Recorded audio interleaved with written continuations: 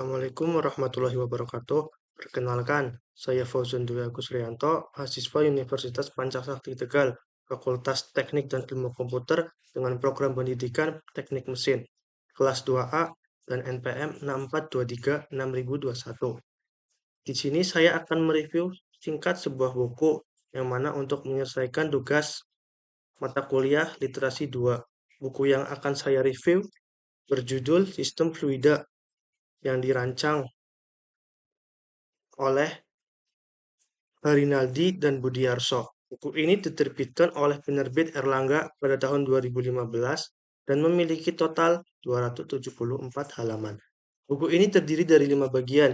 Bagian pertama merupakan bagian pendahuluan, terdiri dari 3 bab. Bab 1 menjelaskan mengenai dasar-dasar termofluida pada sistem fluida. Bab ini bertujuan untuk menyegarkan kembali pengetahuan mengenai mekanika fluida dan termodinamika. Bab 2 mengenai dasar-dasar permesinan fluida, di mana secara garis besar, mesin fluida dapat dibedakan menjadi 2 bagian, yaitu mesin rotodinamik dan mesin dengan perpindahan positif. Bab 3 menjelaskan perpindahan energi antara fluida dan rotor.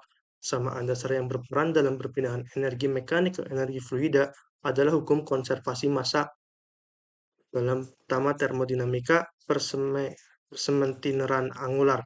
Bagian kedua dari buku ini berisi pembahasan mengenai mesin turbo untuk mesin kerja yang terdiri dari bab 4, 5, 6, dan 7.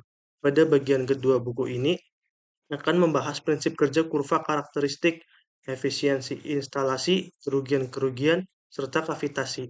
Bab 4 akan menjelaskan mengenai pompa sentrifugal yang mempunyai spesifikasi untuk ketinggian elevasi sedang sampai tinggi dan kapasitas alir rendah.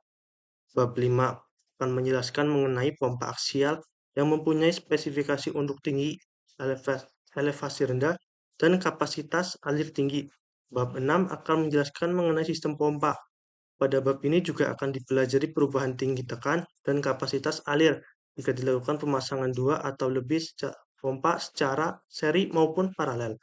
Selanjutnya, bab 7 akan menjelaskan mengenai efisiensi desain dan konstruksi, prinsip kerja, kurva karakteristik, kinerja multitingkat, kerugian-kerugian yang terjadi pada kompresor dan fan aksial. Pada bagian ketiga buku ini, yang terdiri dari bab 8, 9, dan 10, berisi pembahasan mengenai mesin turbo untuk mesin tenaga, yaitu mesin yang mengubah energi fluida menjadi energi mekanik.